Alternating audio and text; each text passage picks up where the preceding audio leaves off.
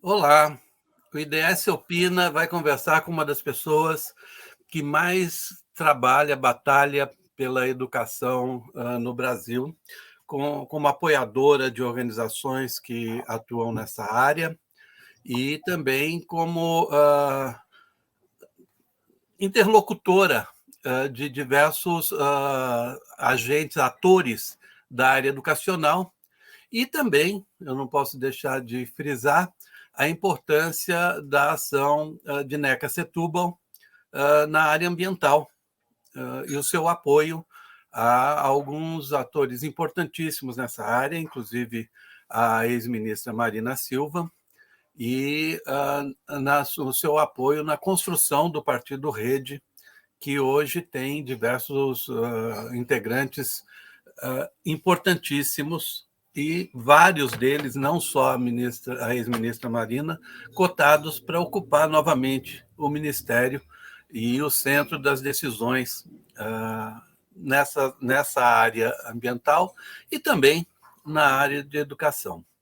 Muito obrigado, Neca, por estar conversando aqui com a gente no IDS Opina. É um É um prazer prazer enorme. enorme recebê-la. Que bom, obrigada. Muito bom mesmo.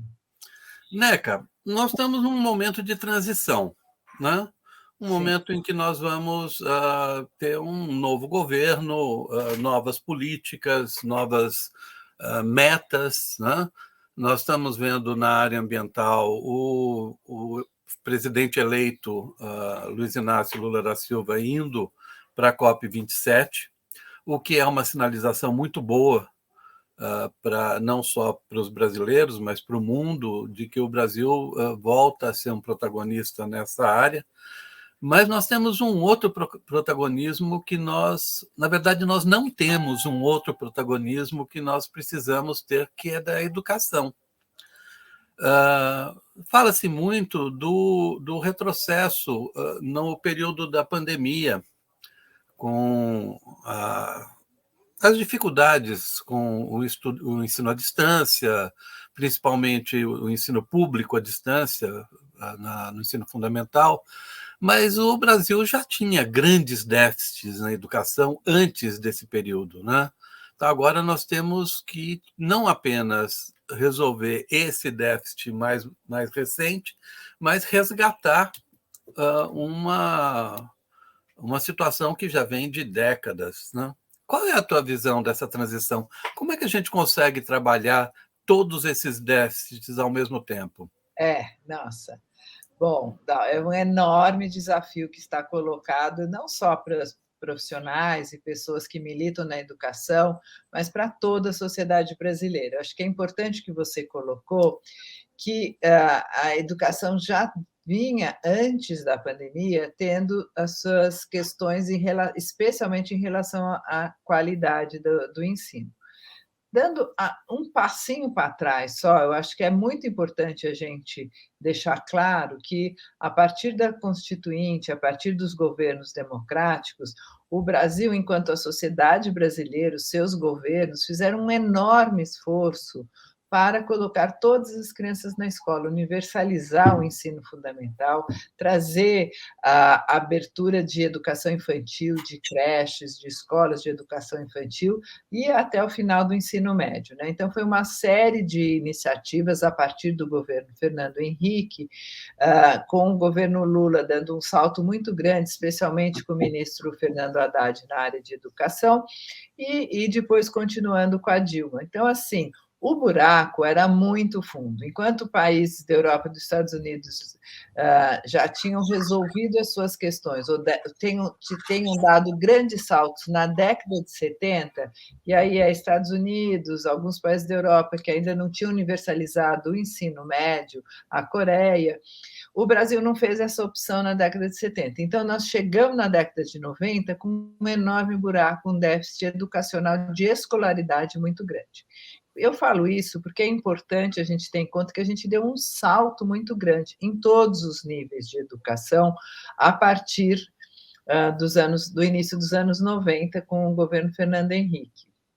Bom, não vou entrar aqui no detalhe, mas claro que esse salto foi muito grande, a gente aumentou a escolaridade, pois muito, aumentou enormemente o número de alunos de ensino médio, de alunos nas universidades, com vários programas, como ProUni, cotas, enfim, acho que não muito, são muitas as iniciativas, mas a gente ainda padecia de uma questão de pensar a qualidade da educação para todos. Vínhamos numa ascensão, tanto medida pelas avaliações, que foi um grande ganho do governo Lula, de quinta série, de nono ano e tal, a gente vinha melhorando nessa média do IDEB na área de educação. E aí, com a pandemia, mas não é só com a pandemia, e eu vou dizer, no mínimo um ano antes, algumas pessoas falam de antes também de governo Temer, eu vou colocar governo Bolsonaro. A partir do governo Bolsonaro, nós tivemos 5 ministros da educação. A gente não teve nenhuma política que a gente pudesse dizer como uma política de educação para o Brasil como um todo. Tivemos iniciativas quebradas aqui e lá de alfabetização, algumas coisas pontuais, mas o MEC, infelizmente, ele, de alguma forma, ele não exerceu a sua função de um lugar de formulador de políticas públicas. Pelo contrário, o MEC se enfraqueceu, todas as secretarias, algumas secretarias foram eliminadas, como a SECADI, que era uma secretaria de diversidade e inclusão, criados outros como uma secretaria de alfabetização, mas que elaborou uma política que não conseguiu se implementar. Então, assim, eu diria que esses últimos 4 anos foram uns anos desastrosos para a educação. Então, se a gente já tinha questões de qualidade, nos últimos 4 anos, isso andou muito para trás, pela falta de políticas, pela falta de coordenação de um órgão formulador como o MEC, que coordenasse os estados e municípios, pensando que a maior parte da nossa educação é de responsabilidade dos estados e municípios. Então, nessa estrutura toda, com a pandemia, então foi um Deus nos acuda. A pandemia trouxe problemas para o mundo inteiro. Questões de déficit de aprendizagem, de processo de retrocesso de 1, 2 anos, a gente vai encontrar praticamente em todos os países do mundo. Mas no Brasil, os analistas estudiosos colocam que a gente teve um retrocesso de no mínimo 10 anos. E quando a gente porque é muito dramática a situação da educação hoje. Quando a gente começa a olhar todos os problemas da pandemia foram enormes, porque nós temos questões de estruturantes, né? A gente tem enormes desigualdades, a gente tem, todo mundo tinha celular, podia seguir. É um celular na família, 2, como é que você vai seguir aula? Como é que você vai... O celular tem baixíssima capacidade, então não baixa vídeos. É uma ilusão completa, além de que é muito difícil você transformar aulas no ensino à distância, né? Distante, o que a gente viveu, os professores, enfim. Então, eu acho que os professores fizeram um enorme esforço para poder fazer alguma coisa, mas nós tivemos redes de ensino que ficaram mais de 2 anos fechadas, que começaram a abrir agora em agosto. Tem vários municípios que eu fiquei sabendo outro dia que eu fui no Unicef, que começaram as suas aulas agora, em agosto de 2022, parando em março de 2020. Quer dizer, é um absurdo completo que a gente viveu, saltou aos olhos as nossas desigualdades, a falta de conectividade de internet nessas regiões periféricas, nas escolas periféricas, nas favelas, e uma falta política total de coordenação. Então, assim, alguns lugares, por conta de um enorme esforço dos professores, às vezes das suas secretarias de educação, puderam fazer alguma coisa, né? Mas, assim, no geral, um enorme desastre. A gente está numa situação dramática de terra arrasada do Ministério da Educação. Então, e agora? Eu acho que agora nós temos uma tarefa árdua que vai exigir esforços não só do Ministério, mas de toda a sociedade brasileira, e certamente de uma política federal, nacional, a partir do presidente, de que educação é prioridade. Porque a gente ainda vai encontrar, e temos muitos governos bolsonaristas, muitos governos que não atuaram na educação de uma forma a conseguir a aprendizagem, conseguir a melhor da qualidade, e se perderam em escolas militares, ideologia de gênero, escolas sem partido, enfim, homeschooling, uma série de políticas que são as políticas que o governo tentou implementar, que são periferia da educação e que não vão trazer, não trouxeram melhorias para a qualidade da educação. Então, eu acho que a gente está. Hoje já tivemos, eu faço parte do grupo, um enorme grupo de 40 pessoas que estão pensando o governo de transição na área de educação, que foi muito interessante. Eu acho que os desafios são enormes. Eu coloco os desafios em três grandes frentes, né? A primeira é uma reestruturação do Ministério da Educação, né, que está esfacelado, então, das secretarias e de toda a estrutura do Ministério da Educação, de modo a que seja um ministério forte de formulação de políticas e indução também, mas não só indução, de formulação e que consiga coordenar os estados e os municípios. Para isso, na minha opinião, a gente tem que imediatamente começar com uma pauta da criação de um Sistema Nacional de Educação. Nós não temos, nós temos o Fundeb, que é um fundo que consegue mediar os recursos da educação entre estados e municípios, mas ainda está muito aquém da possibilidade de a gente ter uma articulação efetiva, que é o que a gente precisa neste momento. É fundamental, porque um Sistema Nacional de Educação, assim como nós temos um SUS, que foi quem nos salvou de uma tragédia maior ainda da pandemia, a gente precisa desse Sistema Nacional de Educação, porque ficou claro que cada um foi para um lado desarticulado e isso não deu certo, ao contrário, retrocedemos muito. Então, esse é o primeiro ponto. Tem projetos de lei que já estão tramitando no Congresso e isso precisa andar, na minha opinião, rapidamente.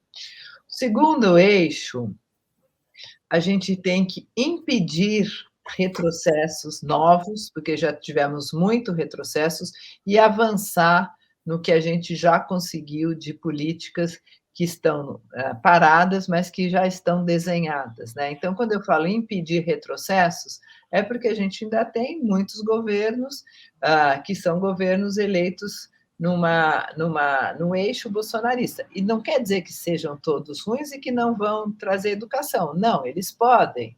Eles podem muito bem se alinhar nas políticas se tivermos um MEC forte e articulador, se alinhar nas políticas importantes e deixar de lado essas políticas que são periféricas às questões centrais da educação. Então, a gente precisa ir aí avançar. Esses avanços, claro que o primeiro ponto é a recomposição do aprendizado, dado todas as retrocessos da pandemia.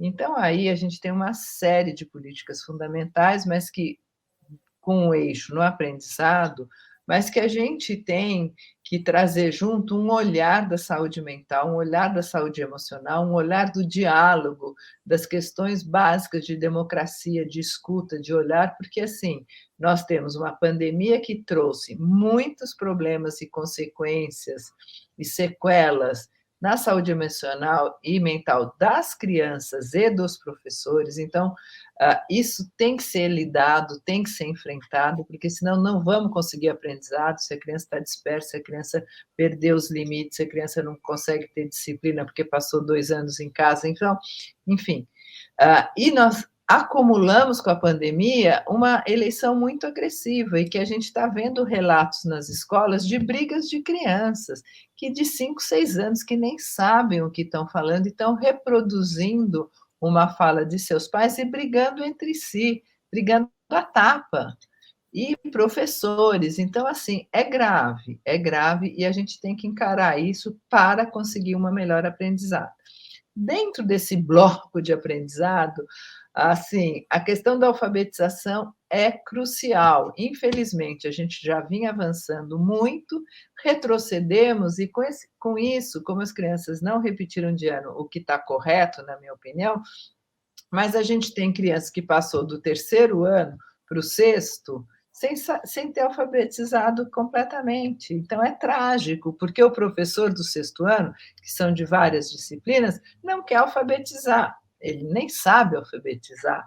Então, enfim, e aí você está tendo todos os, não vou entrar em detalhes aqui, Dal, mas todos os níveis de problemas possíveis que Aham. está acontecendo, e com uma evasão de alunos, desde pequenos que não voltam, começam para a escola e não querem mais ir, até os jovens, enfim. Aí nós vamos ter, só para não entrar em tanto detalhe, que eu já estou falando demais, a alfabetização, a questão da educação infantil, nós vamos ter a questão da formação inicial dos professores. A gente tem mais de 70% dos cursos são cursos de formação à distância. Patéticos, se você achasse que fosse bom, mas a maioria desses cursos são muito medíocres. E formação à distância de professores é muito patético isso. Dos 60%, 70%, 80% são de ensinos privados. Então, muito difícil isso. Mas aqui nós estamos falando política de educação infantil, alfabetização, formação inicial de professores. O Lula está falando de escola de tempo integral, que isso seria maravilhoso. Os alunos, no mínimo 7 horas na escola, com o professor fixado na mesma escola, você traz outra qualidade de ensino para a educação. Então, isso é fundamental. Ensino médio, que foi uma reforma atabalhoada, que tem muitos problemas para ser implementado, então isso tem que ser revisto como fazer, o currículo tem que ser. Bom, é enorme, o desafio é sem fim. Então, assim, esse ponto é assim, sem fim, assim, só para pôr no eixo de novo e fazer as revisões e ajustes necessários. E o terceiro ponto que eu colocaria de forma genérica é a importância de que todas essas políticas, os diagnósticos que serão feitos agora para o próximo ministro, tenham o olhar das desigualdades educacionais.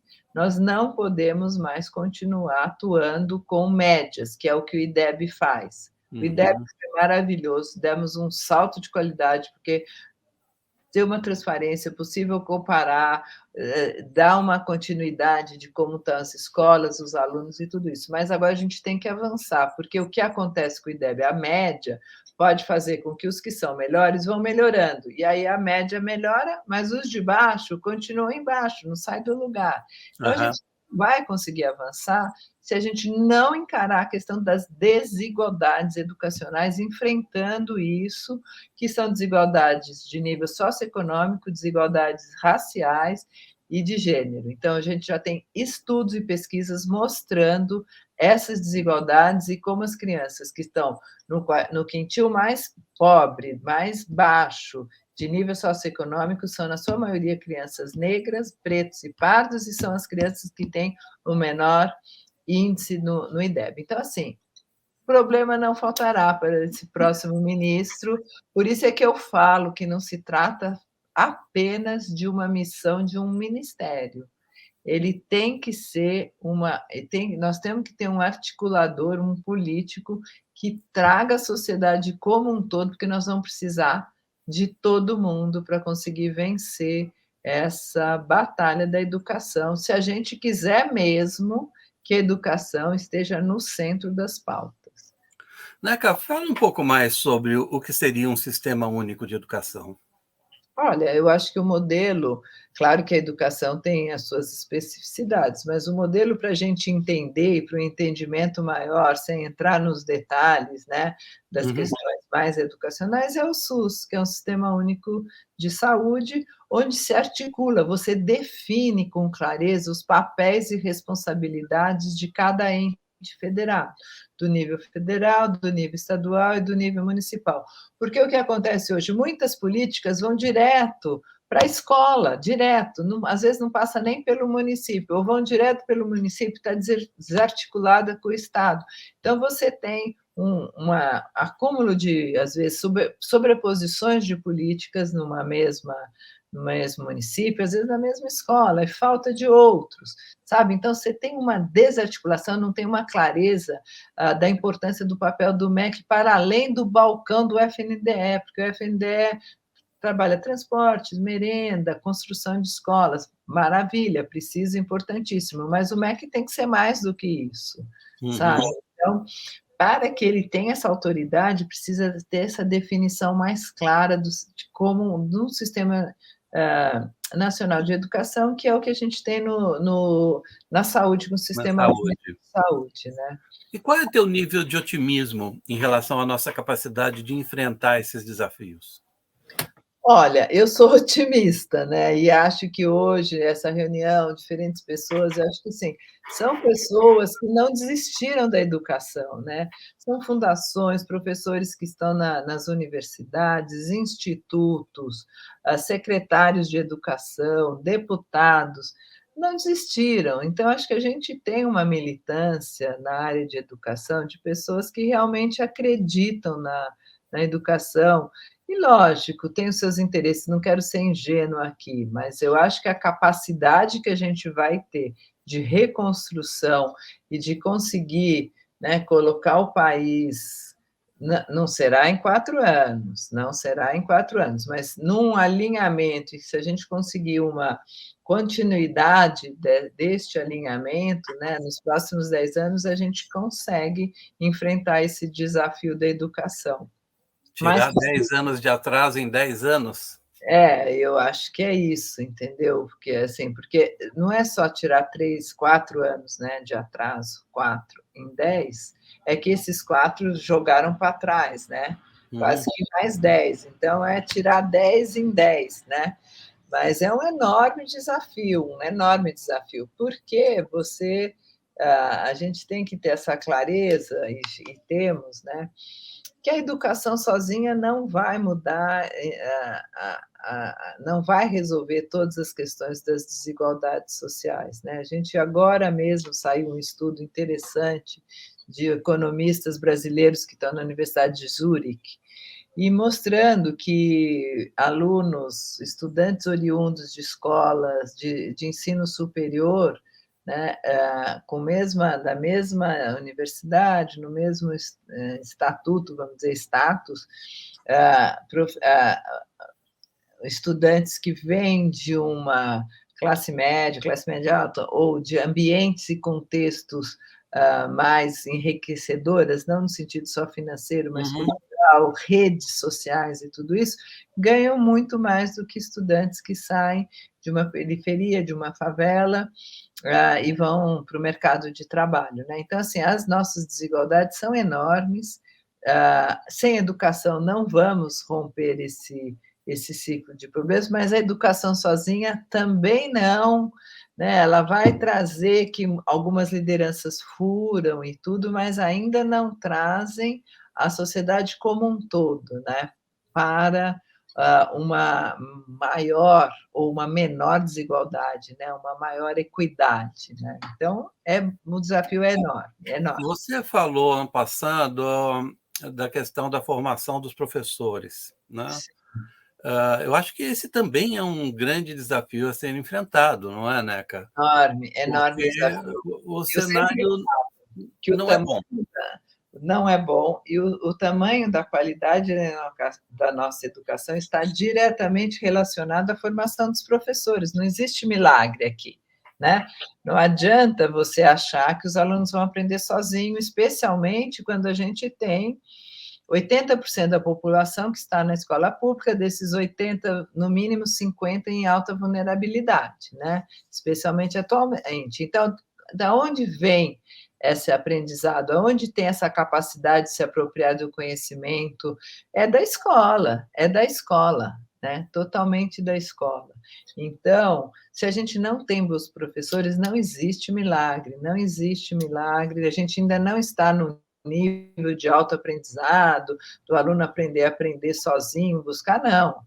Em termos de Brasil, óbvio que vai ter vários estudantes de escola particular, alguns poucos também de escola pública, que têm essa capacidade, mas são poucos. Estamos falando da exceção, né?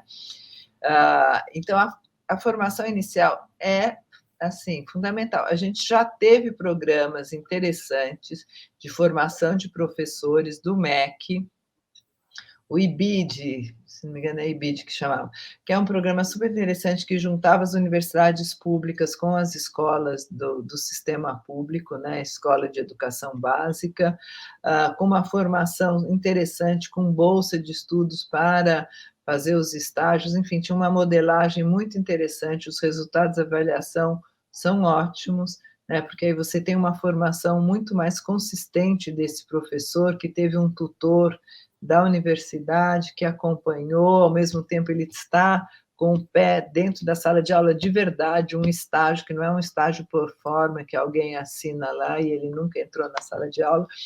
Então, a gente tem parâmetros para diretrizes aprovados no Conselho Nacional para a formação de professores, mas isso tudo exige uma enorme articulação, porque a gente está falando de 80% das nossas escolas de formação de professores que são da rede privada, né? Então, assim, qual que é a governabilidade do MEC? Até um certo ponto, né? As universidades públicas federais estão sob tutela do MEC, e ainda assim difícil de ter uma articulação, mas mais possível. Então, assim, óbvio que é possível você trazer mecanismos que você induz as universidades, as faculdades privadas a serem, para receberem algum tipo de subsídio, como aconteceu com o FIES, com o ProUni, e isso faz com que elas se interessem em melhorar os seus cursos de formação de professores. Mas isso, de novo, exige um MEC muito forte e muito articulado com a sociedade. E uma carreira para professores, né? Porque Não, também, professor precisa... recentemente, eu vi uma pesquisa que as pessoas não querem mais ser professores. Sem dúvida. Isso já faz algum tempo que tem essas pesquisas que mostram, vai em sala de aula de ensino médio, tem um aluno que quer ser professor, enfim.